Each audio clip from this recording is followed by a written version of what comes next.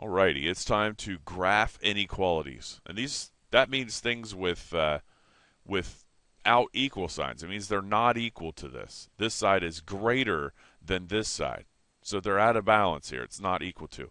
So when you graph these, you're going to have shading. So you're going to have all the area above or below the line. Let me show you how all this works.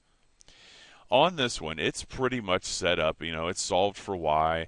We don't have any fancy moving stuff around or solving. So we're ready to graph. So when you do have it to this point, you just go to your graph and you graph this just like a normal line, just like this was equals right here. So let me show you. You come down, we're going to use slope-intercept method, and that'll be our y-axis intercept. This is, of course, the y-axis and the x-axis here. And then the slope is 2/3, so we would go up 2. So that from here we would go up 1, 2, that's up 2, and then over 3. And we would put our dot right there. That's up 2 over 3. And we will draw a line through there.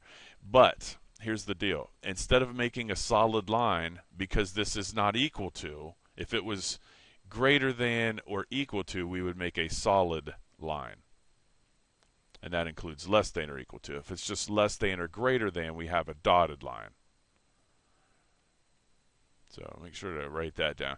You will have I'll make it dashed or whatever. So we'll have a dashed line on this, going right up through here, and just do the best you can. You get the idea. So it's like that. In other words, it doesn't include the stuff on that line because it's not equal to. It includes the stuff above the line. That's why it's greater than. So the stuff greater than this. So when we shade, I will get my airbrush tool here, and I don't know what this is going to look like with a black background. There we go. Interesting. So it's all the stuff above that line.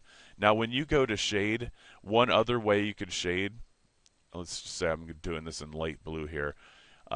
Usually a technique, if you're just doing this with pencil, is to make lines that are kind of perpendicular to the line that you make. That way it looks kind of nice. So this indicates that the solution is all of these points above the line.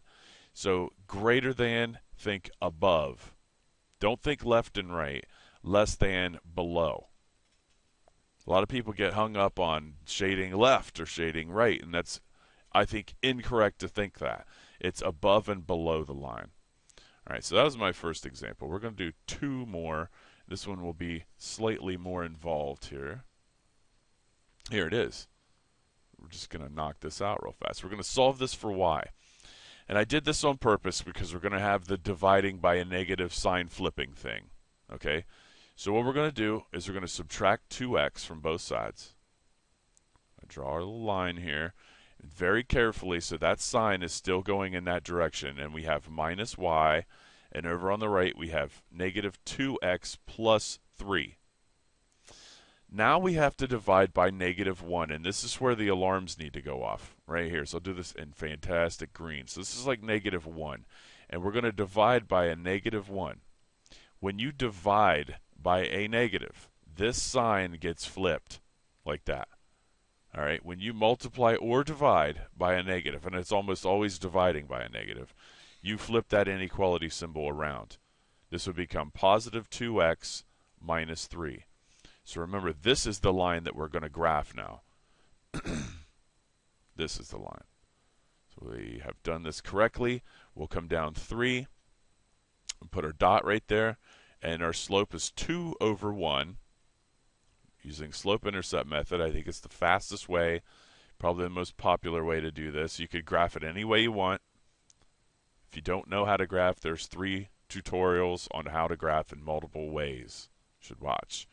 Now this is equal to, so we're going to have a solid line here.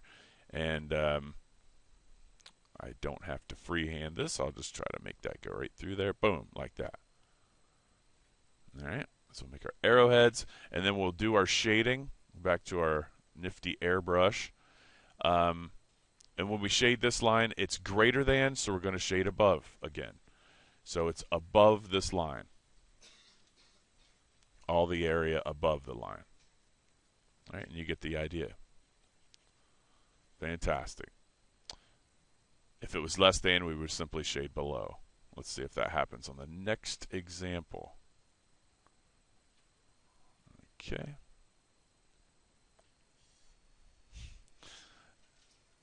All right, here's our final example of the day. And we're going to solve this. So we're going to solve this for y. So meaning we're going to add 2x, 3y greater than or equal to 2x minus 9. And we're just solving here. And this is positive 3y, so we won't have to divide by a negative like that. And it is unfortunately going to turn out to be greater than again. Whatever. If it's less than, you shade below the line. This is 2/3 x minus 3 because 9/3 is negative 3. And so we would, speeding this up here, come down 3, put a dot, and then count up 2 and over 3. So we go up 1, 2, and then over 3, and our next dot would be right here. This is a solid line. Solid line. Remember the dotted line versus the dashed line on the rules we put on the first slide, and we would simply shade above this line one more time. We would shade above the line. And that would be your final solution right there. Tomorrow we'll practice problems on that. Have a good day.